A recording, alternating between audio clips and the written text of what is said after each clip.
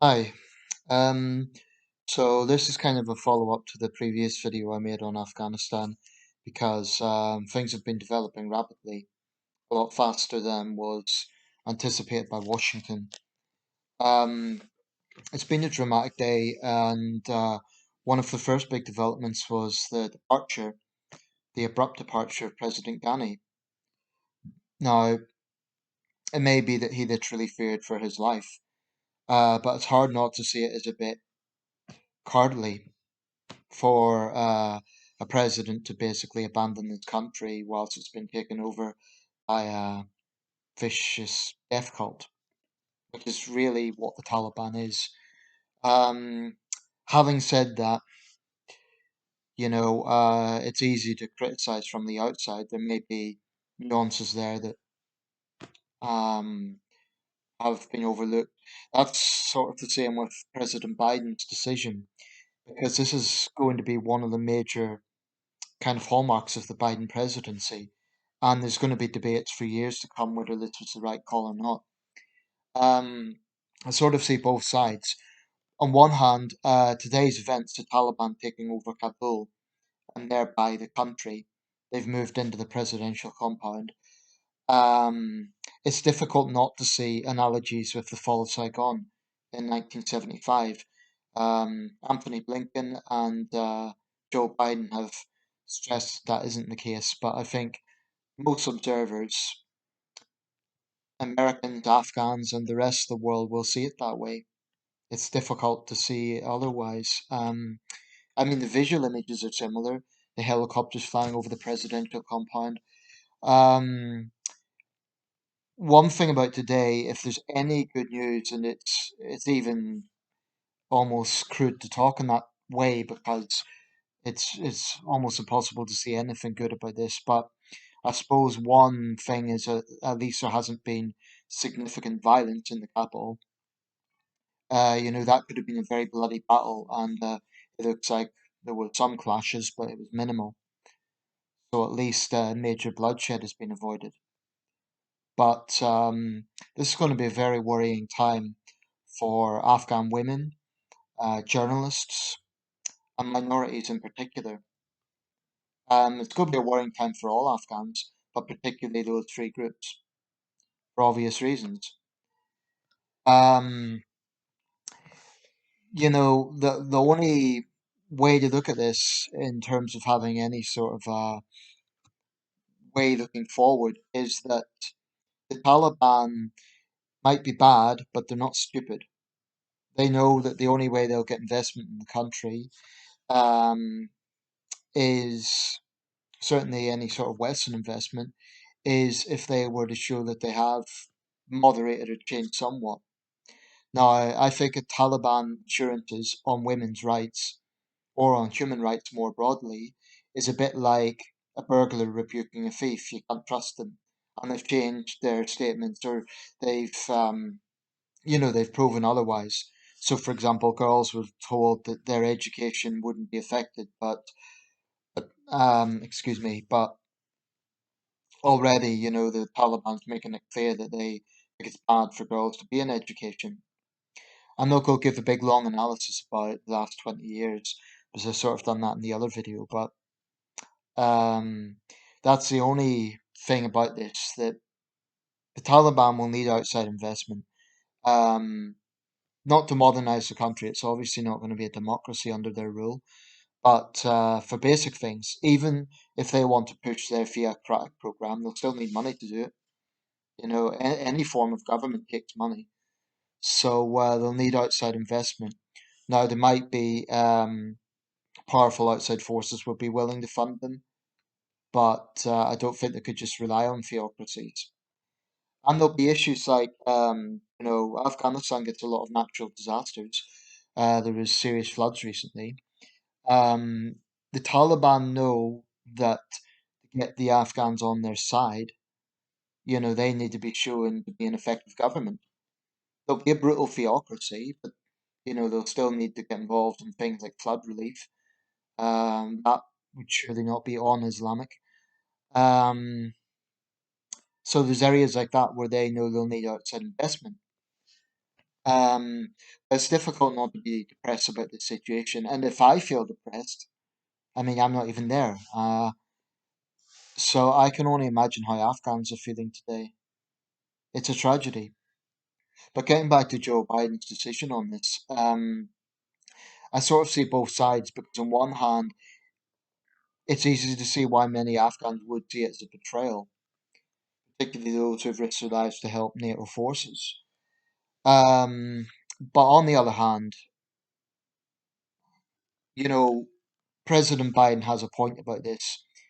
This is a war that was going on and on and on, 20 years. It's America's longest ever war, and I think it's most expensive after World War II. So I think that from that point of view, President Biden's approach maybe is practical because there was no signs that there was going to be.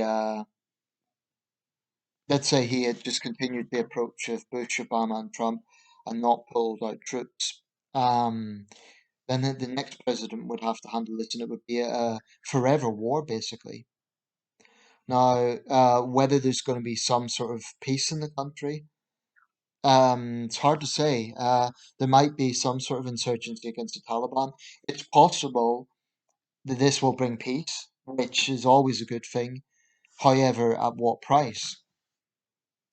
I've always argued that peace with tyranny is a very mixed thing. Peace is good in itself, of course, but at the price of tyranny, that's a very difficult thing.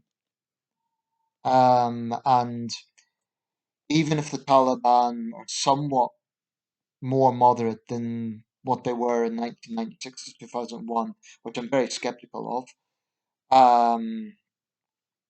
they will still be a hardline theocracy.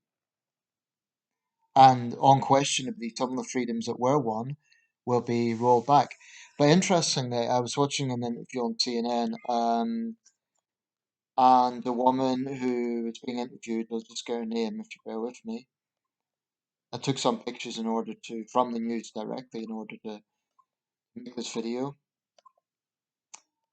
So Blinken and Biden say it's not at all comparable to Saigon, but the image definitely looks like that because it's been quite chaotic. American officials have been destroying documents. People have been frantically trying to get on the planes. Some of that it's hard not to see it like Saigon. I remember the film The Killing Fields, which shows that, and it's difficult not to see the analogy. So just bear with me a second. The other big news you should say going on right now is another big earthquake in Haiti, and it's the worst of this decade so far. Over 700 dead. That's certainly the last thing Haiti needs.